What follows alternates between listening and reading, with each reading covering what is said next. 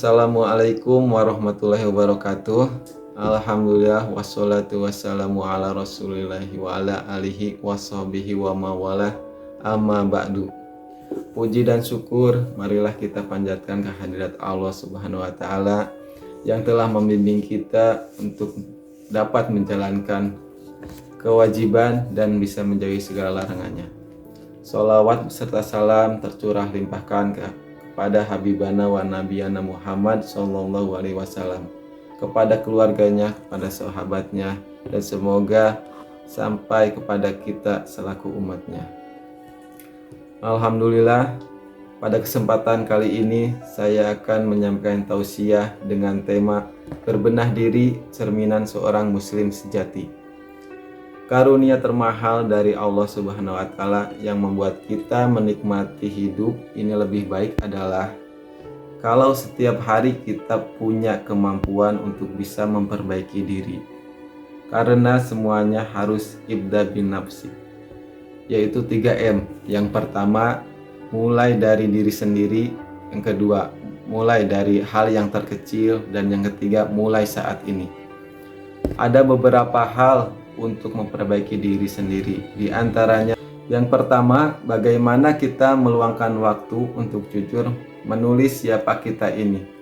Makanya jangan diperlihatkan kepada siapapun tulisan tentang diri kita.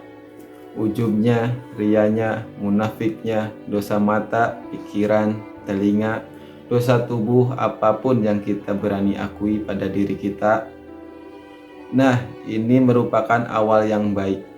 Jangan sibuk dengan gelar, pangkat, aksesoris yang kita miliki, karena itu semuanya hanya casing. Yang kedua, memiliki kesepakatan dengan cermin. Lihat dari ibu-ibu yang suka bercermin. Sangat serius untuk bagaimana melihat yang kurang di cermin dan secara efektif memperbaikinya tanpa komplain dan tanpa riweuh. Yang ketiga adalah bagaimana kita memiliki guru, memiliki orang-orang yang bisa membantu kita mengetahui tentang diri kita. Nah, dengan adanya guru ini kita enak sahabat.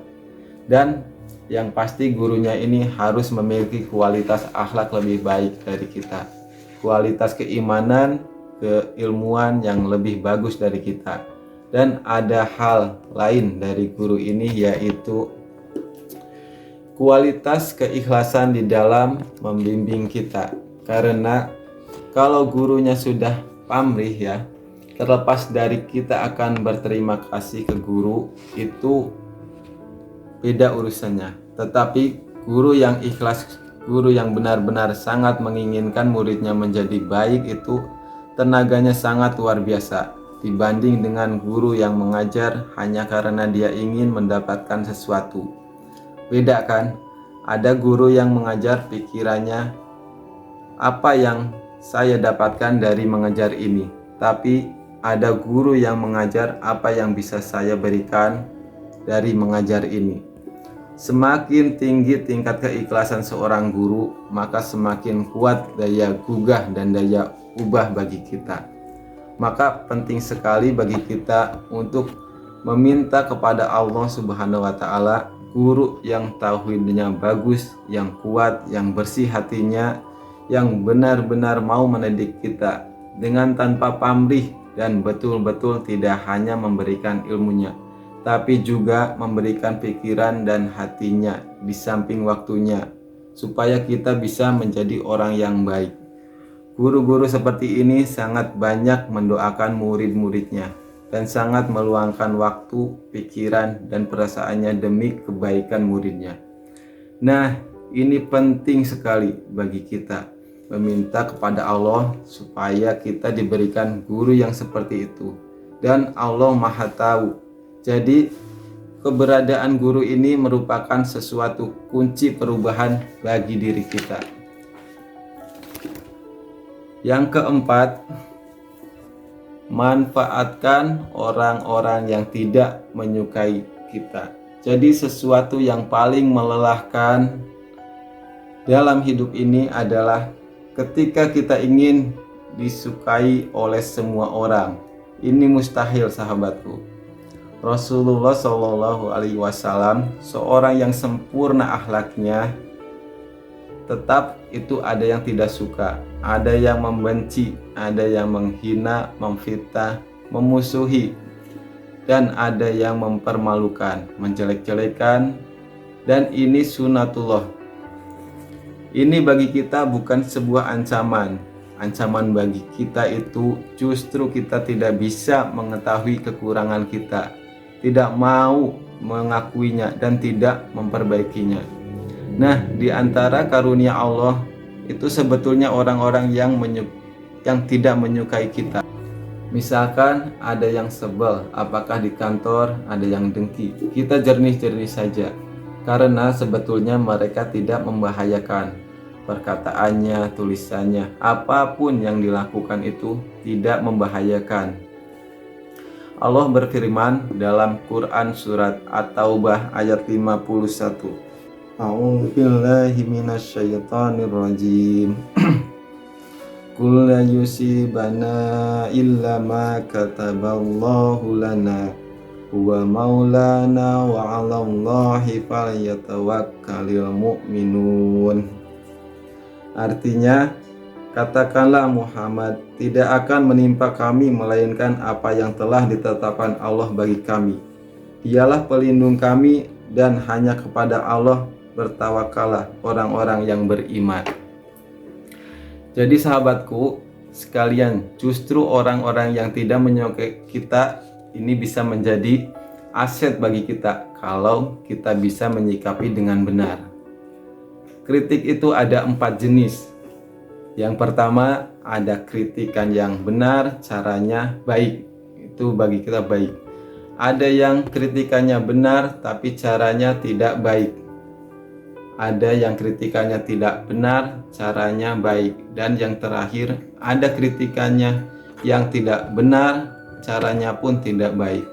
Semuanya itu bagi kita baik kalau kita menyikapinya dengan benar. Namun apa yang membuat kita tidak bisa menyikapi orang yang tidak baik sikapnya ke kita? Karena kita tidak menganggap mereka tuh aset perubahan kita. Kita hanya melihat mereka tuh sebagai ancaman yang merugikan kita. Kita harus merubah dulu nih. Kita tuh untung dari Allah, rugi dari keburukan kita. Jadi orang yang menghina, menjelek-jelekan kita tuh sebetulnya bisa menjadi baik bagi kita, bisa menjadi buruk, tergantung kita yang menyikapinya. Tapi apakah mereka membahayakan kita? Tidak sama sekali. Tanpa izin Allah, rezeki kita tidak berkurang oleh orang yang menghina, memfitnah. Yang membagikan kita rezeki itu hanya Allah. Yang memberikan kemuliaan juga Allah. Kita tidak menjadi hina-dina karena dihina orang. Tidak, walaupun seluruh dunia menghina, kalau Allah mau memuliakan kita, kita pasti mulia. Nah, mereka yang tidak suka itu bisa menjadi jalan tuh dari Allah. Pertama, keburukan orang kepada kita tuh bisa menjadi ilmu. 1. Melihat perilaku mereka. Perilaku buruk mereka tuh jadi pelajaran. Ternyata seperti itu kelakuan buruk. Saya tidak boleh memiliki kelakuan yang sama dengan mereka. Itu 1. Kita sudah dapat ilmunya. Misalkan melihat orang yang kata-katanya tuh jelek, itu langsung kita dapat ilmu dari Allah supaya kita tidak melakukan hal yang sama. Kalau itu menyerang kita, ya, maka kita pun bisa jadi jalan tafakur. Jangan-jangan ini informasi dari Allah terhadap keburukan saya. Dia menjelek-jelekan, mungkin saya pernah menjelek-jelekan orang lain. Dia ingkar janji, mungkin saya pernah ingkar janji. Dia mengatakan sesuatu yang tidak benar, boleh jadi saya pernah berkata yang tidak benar. Nah, itu bisa jadi bahan tafakur diri daripada kita sibuk memikirkan orang yang berkata jelek kepada kita. Orang yang memfitnah lebih baik kita pikir, apa nih maksud Allah? Allah menakdirkan orang ini yang berbuat begini ke saya. Ladang pahala sabar, ladang pahala berbuat kebaikan kepada orang yang berbuat buruk. Bagaimana seharusnya sikap kita terhadap mereka ini? Allah Ta'ala berfirman dalam Quran Fussilat ayat 34. A'udzubillahi minasyaitonirrajim.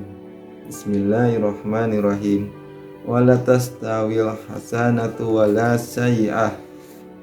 Idfa' billati hiya ahsanu fa idzal ladzi bainaka wa bainahu adawatun ka'annahu waliyyun hamim. Dan tidaklah sama kebaikan dengan kejahatan. Tolaklah kejahatan itu dengan cara yang lebih baik, sehingga orang yang ada rasa permusuhan antara kamu dan dia akan seperti teman sejati. Nah, yang kelima, tafakuri apa yang terjadi di lingkungan kita ini. Jangan lelah sahabatku, kita nonton TV, kita baca berita tentang berbagai perilaku orang lain di sekitar kita. Bisa dari media atau kita melihat orang-orang di sekitar kita. Lihat di sekitar kita saja, teman-teman, keluarga, atau anak-anak, semuanya itu memiliki ilmu, memiliki bahan tafakur untuk kita. Setiap kelebihan dan kekurangan setiap orang itu aset dan karunia Allah yang membuat kita bisa belajar terus setiap waktu.